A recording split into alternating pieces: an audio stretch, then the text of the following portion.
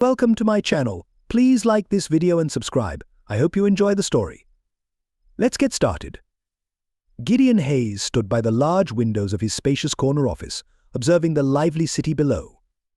His fingers absent-mindedly brushed against the cool metal of his wedding ring as he reflected on the burden of the secret he had carried for so long. At 42, Gideon had built an empire from nothing.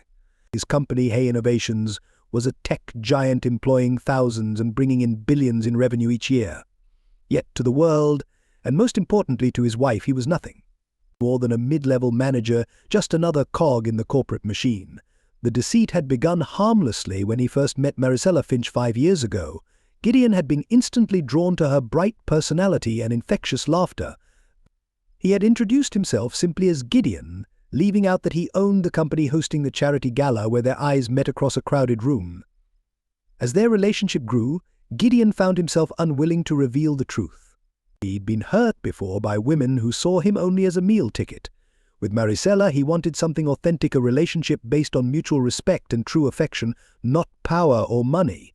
So he kept up the pretense, pretending to be an average working man. He rented a simple apartment, drove a forgettable sedan, and told stories of demanding bosses and office politics, all while quietly funneling his wealth into charitable causes and reinvesting in his company's growth. Gideon's thoughts were interrupted by a soft knock at the door. "Come in," he called, turning from the window. His assistant, Lydia, entered with a stack of papers. "The quarterly reports you asked for, Mr. Hayes," she said, placing them on his desk. "Thank you, Lydia," Gideon replied with a warm smile. "And please, how many times do I have to ask you to call me Gideon?" Lydia smiled back. "At least once more, Mr. Hayes. Will you be leaving soon?" "It's nearly 7, Gideon glanced at his watch, surprised at how late it had gotten. "You're right, I should get going. Maricela will wonder where I am." He gathered his belongings, slipping back into the role of the hard-working mid-level manager. "Another late night at the office, you know how it goes." "Of course," Sir. Lydia nodded, playing along with the lie they both knew wasn't real. "Have a good evening." As Gideon headed to the parking garage, a lingering sense of unease tugged at him. Recently, things with Maricela had seemed off. Her usual warmth had cooled, replaced by a distance he couldn't quite explain. He climbed into his Honda Accord, reliable, practical, and unremarkable, and began the drive home. Traffic moved slowly through the city streets, giving Gideon plenty of time to reflect on his recent interactions with his wife. There had been the dinner party last week, where Maricela had barely acknowledged him, instead fawning over some CEO she'd just met.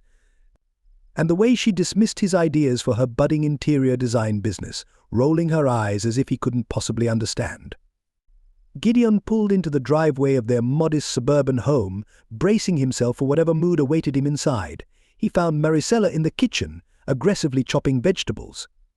"Hey, honey," he said cautiously. "Sorry I'm late. The boss had me working on those projections." "Save it," Maricela snapped, not looking up from her task. "I'm sure it was very important." Gideon frowned, taken aback by her tone. "Is something wrong? You seem upset." Maricela slammed the knife down and finally met his eyes, her gaze, once full of affection, now glittering with barely concealed resentment. "Oh, I'm just great," she said, her voice thick with sarcasm. "Why wouldn't I be? It's not like I just lost out on the biggest contract of my career or anything." "What happened?" Gideon asked, genuinely concerned. He knew how much Maricela had been banking on landing the redesign of that new downtown hotel.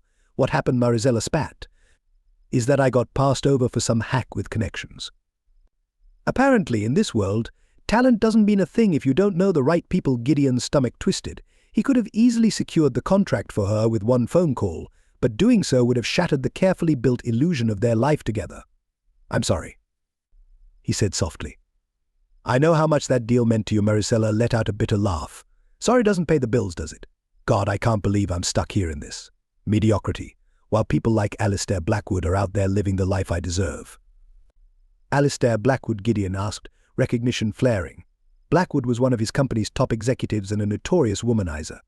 "Yes, Alistair Blackwood," Maricela said, her voice taking on a dreamy tone. "Now, there's a real man, successful, powerful, knows how to get things done. Not like some people I could mention." The jab stung, but Gideon kept his face neutral. "I'm sure he worked very hard to get where he is," he said mildly. Maricela snorted. "Please, men like him are born for greatness. They don't settle for being a corporate drone their entire lives. Each word felt like a knife to Gideon's heart. Had this been building all along? Had Maricela always viewed him as somehow less? He thought back to the early days of their relationship, wondering if he had missed the signs. "I thought you were happy with our life," he said quietly. Happy? Maricela's laugh was cold and humorless. "Happy with what? This tiny house? Your pathetic salary? Watching my dreams slip away while you refused to even try for a promotion?" Gideon's jaw tightened. He had given her everything she'd ever asked for: vacations, jewelry, seed money for her business, all while maintaining the illusion of a much simpler lifestyle. Yet it still wasn't enough. "I provide for us," he said, a hint of frustration creeping into his voice. "We have a good life, a good life." Maricela's voice rose. "This isn't living, Gideon. This is just existing. I'm suffocating here." She began to pace, gesturing wildly. "Do you know what Alistair said to me at that networking event last month? He said I had real potential, that someone with my talent and drive shouldn't be wasting away in the suburbs, and he's right." Gideon felt a flash of jealousy, but quickly pushed it down. He knew Blackwood's reputation. The man collected mistresses like trading cards, using them until he got bored. The thought of him setting his sights on Maricela made Gideon's blood boil. "Alistair Blackwood doesn't know the first thing about you," Gideon said, struggling to keep his voice even. "He's just another slick businessman." Maricela spun around, her eyes blazing. "At least he sees my value. At least he believes in me. What have you ever done to help my career? When was the last time you introduced me to anyone who could actually make a difference?" The irony in Maricela's words was not lost on Gideon. He had the power to open every door for her, to line her path with gold, but he wanted her to achieve success on her own terms, to be sure that her triumphs were entirely her own. "I've supported you in every way I can," he said, his voice taking on a pleading tone. "I've always believed in you." Maricela supported me, she scoffed. "By doing what? Patting me on the head and telling me to keep at it? That's not support, Gideon. That's treating me like a child with a cute little hobby." Her words cut deep, but Gideon held his ground. He had faced down corporate raiders and hostile takeovers without blinking, and he wouldn't let his wife see the pain she was causing. "I'm sorry you feel that way," he responded calmly. "What do you expect me to do? Quit my job, drain our savings, so you can chase after every whim?" Maricela's eyes narrowed. "There you go again, acting like I'm some naive dreamer with no direction. I'm good at what I do, Gideon. I could be amazing if I just had the opportunity to prove myself." "And you think Alistair Blackwood is going to give you that chance?" Gideon couldn't keep the sharpness out of his voice. "Men like him don't offer favors unless there's something in it for them." "Oh, so now you're the expert on successful men." Maricela sneered. "That's rich coming from someone who's been stuck in the same dead-end job for years.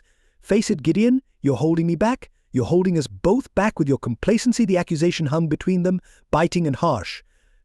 Gideon felt something shift inside him, a resolve hardening in a way he hadn't expected. "I see," he said, his voice dangerously soft. "And I suppose you think you'd be better off without me holding you down." Maricela's silence was answer enough. Gideon nodded slowly, his decision solidifying in his mind. "Fine, if that's really how you feel, maybe it's best if I leave." For the first time that evening, uncertainty flickered across Maricela's face. "What are you saying? You're obviously unhappy," Gideon said, his tone infuriatingly calm. "You believe I'm keeping you from the life you deserve, so I'll take myself out of the equation." He turned and walked to the hallway closet, pulling out a small duffel bag he always kept ready for business trips. Maricela followed him, her anger giving way to confusion. "Gideon, don't be ridiculous," she said, her voice shaking with panic. "Where are you going to go?" "I'll figure it out," he replied, avoiding her gaze as he gathered some essentials. "Maybe I'll stay with a coworker for a while." Maricela's composure cracked. "You can't just walk out," she said, panic now clear in her tone. "We need to talk about this." Gideon paused at the front door, finally turning to face her. "I think you've said everything that needed to be said," he replied quietly. "You've made it quite clear how you see me, Maricela, as a fool, less than a man, someone keeping you from greatness." He took a deep breath, bracing himself for what was next. "So I'm going to do what any good husband would do. I'm going to step aside and let you chase that greatness you're so sure is waiting for you." "Gideon, wait," Maricela began, reaching for him, but he was already walking out the door. "Goodbye, Maris," he said softly. "I hope you find what you're looking for." And with that, he stepped out into the cool night, leaving his stunned wife behind, watching him go. As Gideon drove through the dark streets, his mind raced. He had acted on impulse, letting years of pent-up frustration and hurt dictate his actions. Now faced with the reality of what he'd done, he felt a strange mixture of emotions. There was anger, certainly anger at Maricela for her casual cruelty, for dismissing everything they had built together. But there was also relief, as if a burden he hadn't even realized he was carrying had been lifted. For years he had shaped his entire life around maintaining this facade for Maricela, hiding his true identity, his success, his very self, all in the name of love. And for what? To be treated like a failure compared to men who weren't even worthy of shining his shoes. Gideon's grip tightened on the steering wheel as another emotion surged within him, determination. He was done playing the fool, done pretending to be less than he was. He pulled into the underground garage of his office building, nodding at the security guard as he made his way to the executive elevator. In minutes, he was back in his top-floor sanctuary, staring out at the sparkling city below. This was who he truly was: Gideon Hayes, CEO and founder of Hayes Innovations, a man of power, vision and unshakable resolve. It was time for the world and Maricela to see him for who he really was. But not yet. No, first he would watch. He would see how his dear wife handled life without his silent support propping her up. He would let her face the harsh realities of the world she thought she was ready for. And when she had learned her lesson, when she had tasted the bitterness of failure and betrayal, only then would he reveal the truth. Only then would Maricela understand what she had thrown away. Gideon's reflection stared back at him in the window, cold, unforgiving. The time for games was over. Now, the real Gideon Hayes would emerge, and heaven help anyone who stood in his way. The first light of dawn crept through the blinds of his office, where he had spent the night. He rubbed his eyes, the events of the previous evening still raw in his mind. His phone buzzed incessantly, with 37 missed calls from Maricela. He ignored everyone. A knock at the door pulled him from his thoughts. Lydia entered, surprise evident on her face.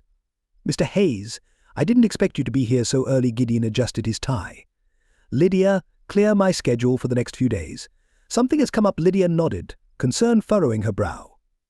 "Is everything okay?" "It will be," Gideon replied, his voice hard. "I also need you to keep an eye on Maricela's business dealings." Discreetly, Lydia's eyebrows shot up in surprise. Gideon's lips pressed into a thin line. "My wife seems to believe she doesn't need me. I'm inclined to let her prove it." Lydia paused, her expression uncertain. "Mr. Hayes, are you sure that's wise?" Gideon chuckled bitterly. "Wise? Probably not, but it's necessary. She wants to play with the big dogs. Let's see how she handles it without me paving the way." As Lydia left to carry out his orders, Gideon turned to his computer. With a few swift keystrokes, he accessed Maricela's business records. Her interior design company, while modestly profitable, had relied heavily on his silent backing and network. It was time to see how it would survive without that support. Hours passed as Gideon systematically dismantled the foundation he had built for her career. Calls were made, deals were influenced, and ties were discreetly severed. His phone buzzed constantly with Maricela's increasingly desperate messages, but he ignored them until he finally picked up. Maricela's voice was thick with tears. "Where are you? Please, come home. We need to talk." Gideon's voice was icy. "I thought you were quite clear last night." "I didn't mean it," she began, but Gideon cut her off. "Yes, you did. You meant every word." "Well, congratulations, Maricela. You're free of the dead weight now. Enjoy your shot at the big leagues." He ended the call, ignoring the pang of pain that came with hearing her sob. Gideon Hayes hadn't gotten to where he was by being soft. He had given Maricela his heart, and she had thrown it away. Now she would face the consequences. Days turned into weeks, and Gideon immersed himself in his work, expanding his company's influence while keeping a close watch on Maricela's struggling attempts to keep her business afloat. One afternoon, Lydia came into his office, concern etched on her face. "Sir, there's something you should see," she said, handing him a tablet. "It's about Mrs. Hayes." Gideon scanned the screen, his jaw tightening. It was a gossip column, featuring a photo of Maricela on the arm of Alistair Blackwood. "Well," Gideon said, his voice dangerously calm, "it seems my wife has found herself a new benefactor." Lydia shifted uneasily. "There's more, sir. Mr. Blackwood has been asking questions about you, making quiet inquiries about your role at the company." Gideon's eyes narrowed. "Has he now?" Interesting. Thank you, Lydia. That'll be all. Left alone, Gideon pondered this new development. Blackwood was ambitious, always looking for leverage, and Morella, well, she had made her priorities clear. His phone rang again. This time it was Morella. He answered, his tone cold.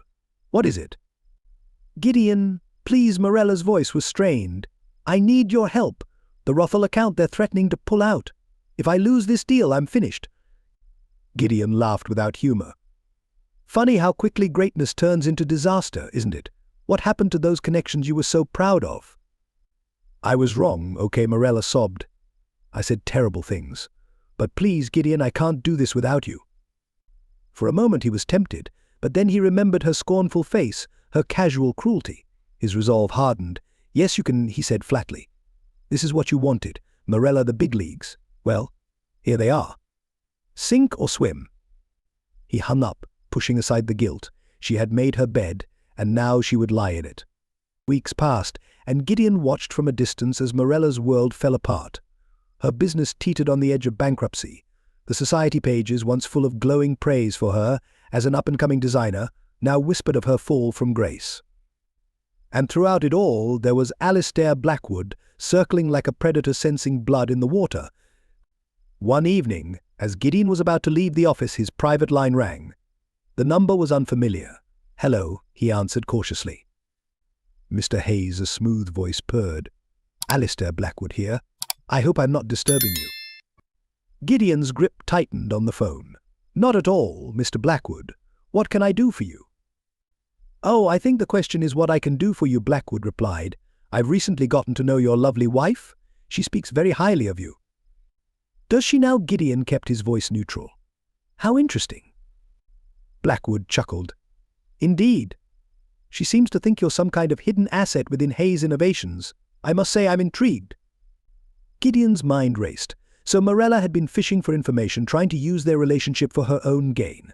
"Mr. Blackwood," Gideon said carefully, "I'm not sure what my wife has told you, but I'm just a mid-level manager, nothing more." "Come now, Mr. Hayes," Blackwood's tone was sly. "We both know that's not true. I've done my homework, the way capital moves through your division, the whispers of your influence. You're much more than you seem, aren't you?" Gideon remained silent, weighing his options. Blackwood pressed on. "I have a proposal for you, Mr. Hayes, one that could benefit us both. Why don't we meet for dinner tomorrow at Le Bernardin? We can discuss your future." "I appreciate the offer, Mr. Blackwood," Gideon replied coolly, "but I'm quite happy with my current position." Blackwood's laugh was sharp. "Are you? Well, perhaps your wife would be interested in discussing her future. She seems quite open to new opportunities." The veiled threat made Gideon's blood boil, but he kept his voice steady. "My wife's business is her own concern, Mr. Blackwood. Now, if you'll excuse me, I have work to do." He hung up, his mind racing. So, this was Morella's game, feeding Blackwood information to secure her own position, and Blackwood, always the opportunist, was eager to exploit it. Gideon's jaw clenched. This had gone on long enough. The next morning he called Lydia into his office. "I need you to arrange a meeting," he said. "Blackwood, Morella, and myself here in my office this afternoon." Lydia's eyes widened. "Are you sure, sir?" Gideon nodded grimly. "It's time to lay my cards on the table. Make it happen." Hours later, Gideon stood at his office window, watching as a sleek black car pulled up. Morella stepped out, looking haggard and nervous, with Blackwood close behind, his predatory grin visible even from a distance. Gideon took a deep breath, bracing himself for what was to come. The intercom buzzed. "They're here," Lydia's voice came through. "Send them in," Gideon said, still facing the window. The door opened behind him. He heard Morella's sharp intake of breath and could feel Blackwood's calculating gaze as it swept over his lavish office. Gideon Morella's voice was small, filled with confusion. "What's going on? Why are we here?" Slowly Gideon turned to face them, the mild-mannered front he had worn for so long now gone. In its place stood the powerful industrialist, the man who had built an empire from the ground up. "Welcome," he said, his voice cold and firm. "I think it's time we had a conversation." Blackwood was the first to recover, his smile never faltering. "Mr. Hayes, this is quite the surprise. It seems you've been keeping secrets from us. Morella's eyes flicked between the two men as the realization slowly dawned. Gideon, I don't understand this office. Are you the CEO, the founder of Hayes Innovations? She asked, her voice shaky. Gideon finished for her. Yes, Morella, I am. The color drained from her face. But all this time, why didn't you tell me? Gideon let out a bitter laugh. Why? Because I wanted you to love me for who I was, not for what I could give you. Clearly I was wrong.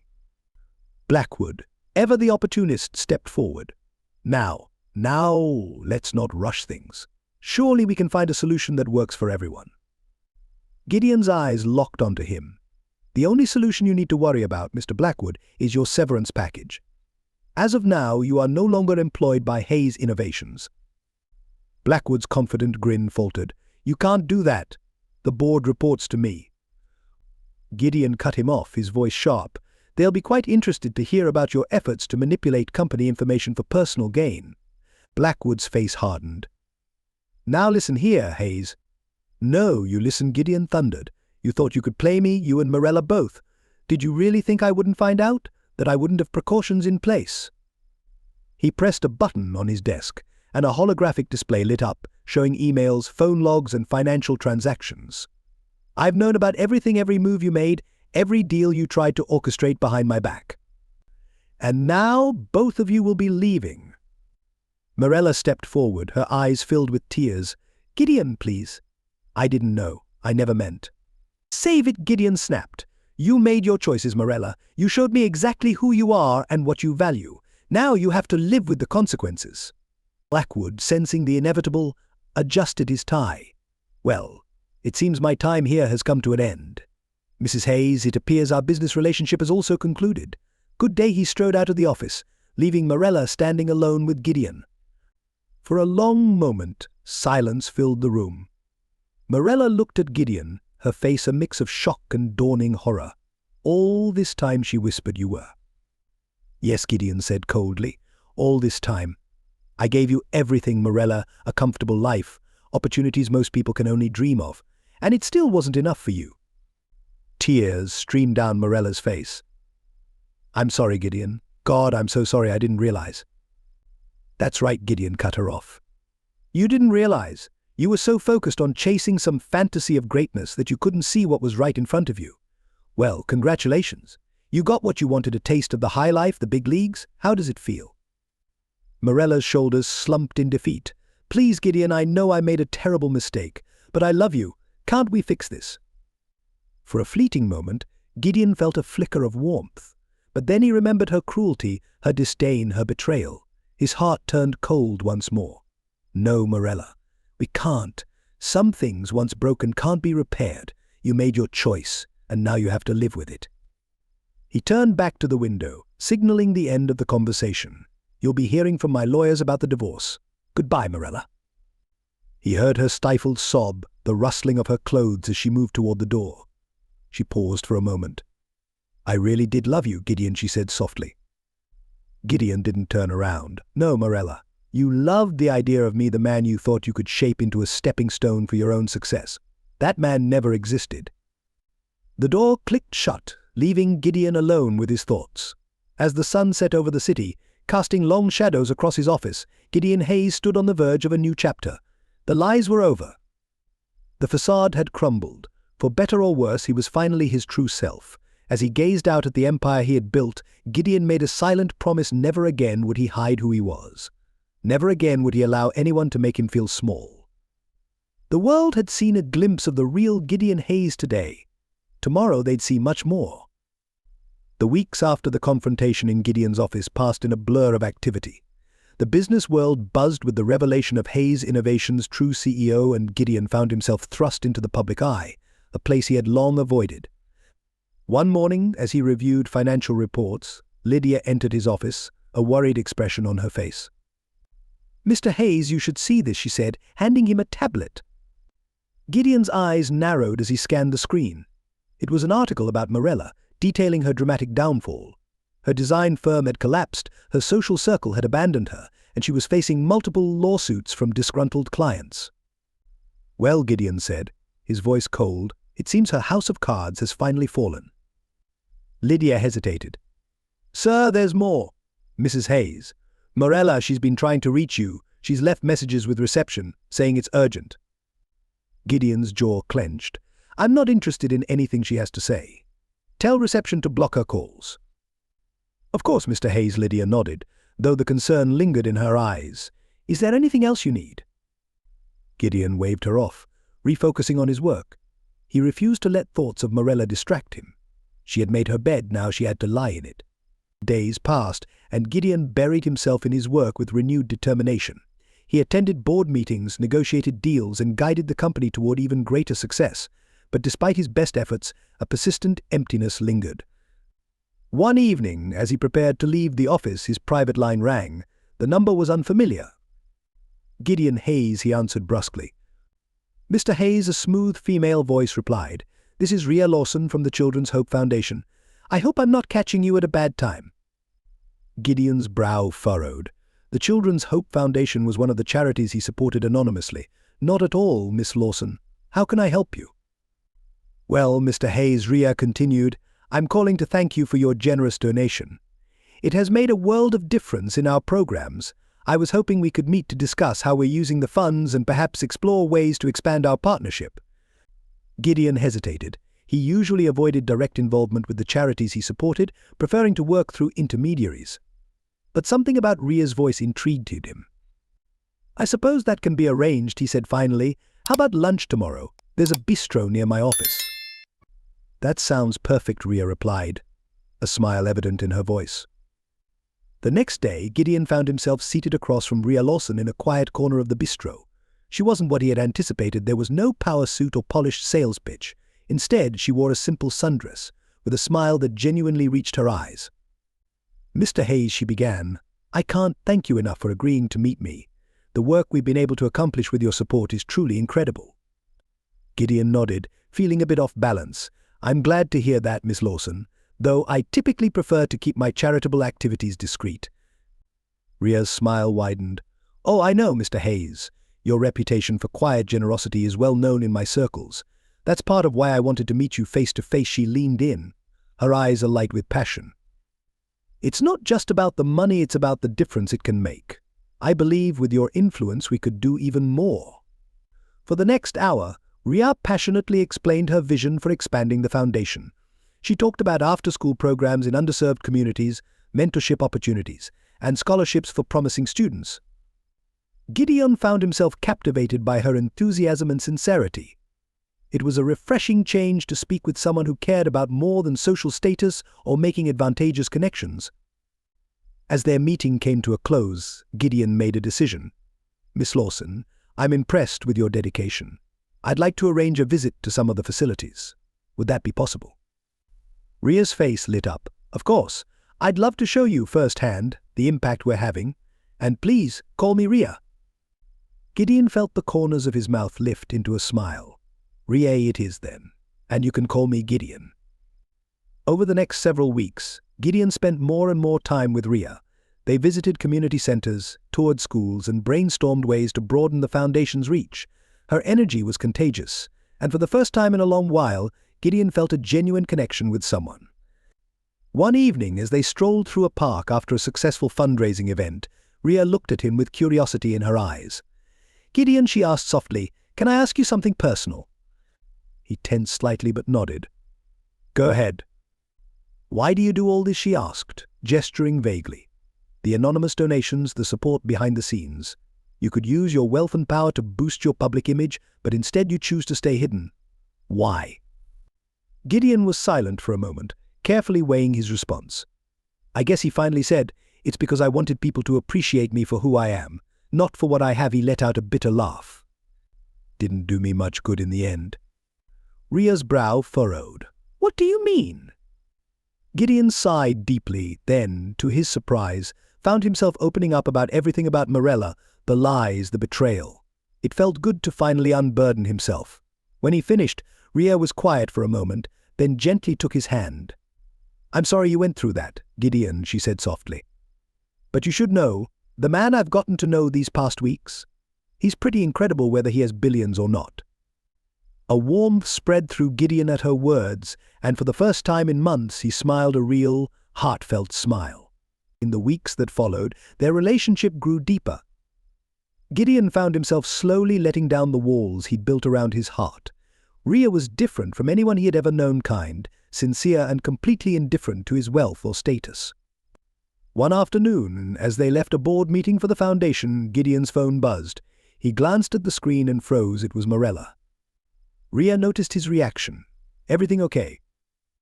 Gideon hesitated, then showed her the phone. "It's my ex-wife. She's been trying to reach me for weeks." Rhea's expression was understanding but firm. "Maybe it's time you hear what she has to say for closure, if nothing else." Gideon nodded slowly. "You're right. I should deal with this," he answered the call. "Morella." Gideon, her voice was panicked. "Thank God you answered. I need your help. Everything's falling apart, and I don't know what to do." Gideon's jaw tightened. "What do you want, Morella?" "Can we meet, please? I know I have no right to ask, but I'm desperate." Gideon glanced at Rhea, who gave him a supportive nod. He sighed. "Fine. My office in 1 hour." An hour later, Gideon sat behind his desk, Rhea by his side, as Morella entered the room. She looked nothing like the polished socialite she had once been. Her clothes were wrinkled, her hair unkempt, and dark circles shadowed her eyes. "Gideon," she began, then paused when she saw Rhea. "Who's this?" "This is Rhea," Gideon said firmly. "She's with me now." "What do you need, Morella?" Morella's gaze shifted between them, jealousy flashing briefly before desperation took over. "I need your help, Gideon. The lawsuits, the debts, I'm drowning. If you could just talk to some people, pull a few strings." "No," Gideon cut her off, his voice steely. "I won't do that. Your actions, your choices, are yours to deal with." Morella's face crumpled. "Please, Gideon. I know I hurt you, but we had something once. Doesn't that mean anything?" Gideon felt Rhea's hand on his arm, a quiet source of comfort. He took a deep breath. "It did mean something, Morella. But you destroyed that. You showed me who you really are and what you value. I won't be your safety net anymore." Tears streamed down Morella's face. "What am I supposed to do?" "You'll do what everyone else does," Gideon replied, his tone softening slightly. "You'll pick yourself up and start over. Build something real this time, not just a facade." Morella looked at him, pleading. "And us? Is there any chance?" Gideon shook his head. "No, Morella. That chapter of our lives is over. I've moved on, and you should too." With a choked sob, Morella fled the office. Gideon exhaled, feeling as though a heavy burden had been lifted from his shoulders. Rhea squeezed his hand. "Are you okay?" Gideon nodded, looking at her with newfound clarity. "Yeah, for the first time in a long while, I really am." In the months that followed, Gideon's life transformed. He fully embraced his role as the public face of Hayes Innovations, no longer hiding behind a mask. The company thrived under his open leadership, and his philanthropic work expanded, touching countless lives. But the biggest change was in his personal life. His relationship with Rhea grew stronger, built on mutual respect, shared values, and genuine affection. She challenged him, supported him, and most importantly, saw him for who he truly was. One evening, as they walked hand in hand through the park where they'd first had a real conversation, Gideon turned to Rhea. "You know," he said softly, "I used to think that keeping my wealth a secret was the only way to find someone who loved me for me. But I was wrong.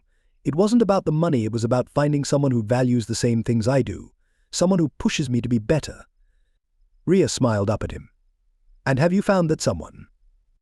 Gideon's response was a kiss, gentle and filled with promise. When they pulled apart, he rested his forehead against hers. "I think I have, if she'll have me." Rhea's laugh was musical. "Oh, I think that can be arranged."